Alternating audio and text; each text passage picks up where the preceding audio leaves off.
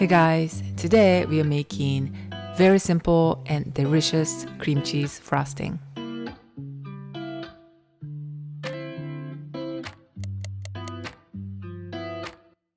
First, we whip butter and powdered sugar. Use soft butter like this so that it whips up a lot better. You can also mix like this to make sure it's soft. I do not like to add powdered sugar little by little, so I always add all the sugar at once. And also don't forget to add salt. And first mix at low speed so that it's not gonna scatter everywhere. But let's say you're making a bunch at once, then the powdered sugar can scatter everywhere even if you mix at low speed. Then I do what I call peekaboo motion. Yes, just simply turn it off and on, and it works perfectly each time. Gradually turn up the speed and start whipping at medium to medium-high speed until it looks fluffy. I usually do this for about 5 minutes with one batch. It's very important to clean the bowl and paddle on the way to make a very even and smooth frosting.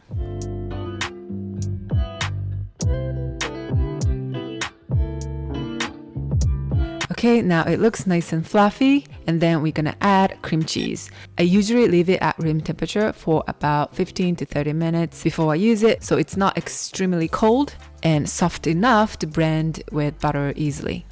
And mix at high speed until it looks smooth. Cream cheese gets a lot softer when it's at room temperature and gets a lot more stiff when it's cold. So think of it as more like heavy cream. The frosting is a lot more stiff while the cream cheese is cold. And if you like glossier, softer frosting, you don't have to whip further more. You can stop as soon as the frosting is blended. But if you like stiffer, fluffier frosting, whip a little bit more. I usually whip for about a few minutes at medium speed. And look how the texture changes in just a few minutes.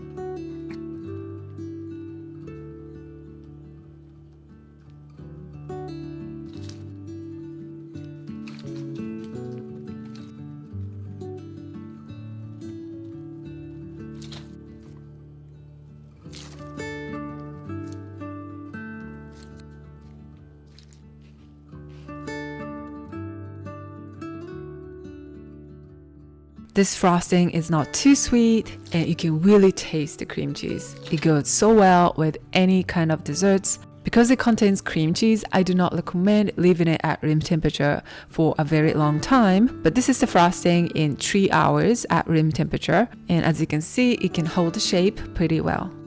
This frosting is stiff enough to pipe and frost the cake, but when I want even stiffer frosting, I add one more stick of butter and 1 pinch of salt to the exact same recipe, and everything else stays the same. Just add 1 more stick of butter and 1 more pinch of salt.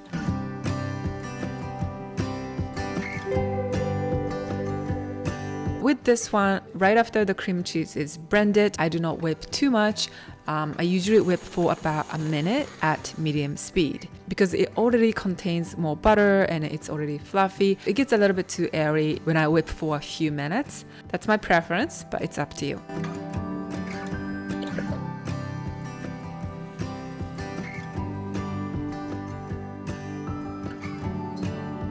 Not a major difference, but with this frosting, it's even stiffer to frost and pipe. So I wanted to give you a different option. And surprisingly, even though we add more butter, you can still really taste the cream cheese.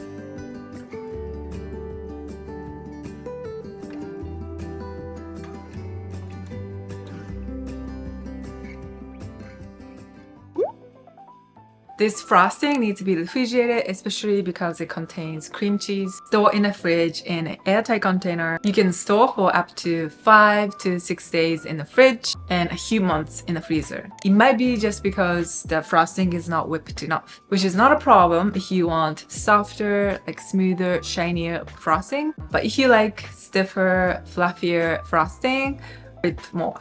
And the very common reason is the temperature of the butter and cream cheese. As I showed earlier, I usually use soft butter because it whips up more. The process is going to be much easier, but I use cold cream cheese so that the frosting gets more stiff. When you make this frosting with a cream cheese that is completely at room temperature, you can still make it, but the frosting is gonna be softer. And also when you're working on any types of buttercream, ideally work on the space that is not warm and nice and cool so that you can hold the best condition as long as possible. The sugar helps to make stiffer buttercream. The more powdered sugar you add, the stiffer it gets. So if you reduce powdered sugar too much, it gets softer, especially as it sits at room temperature for some time. So if you are not worried about cream cheese frosting getting too soft, I would say go ahead and reduce more. For this recipe, I try to cut off the sugar as much as I can, as much as I think it's durable without losing the consistency too much. Use thick, full-fat cream cheese. Today I used Philadelphia cream cheese. That's my favorite,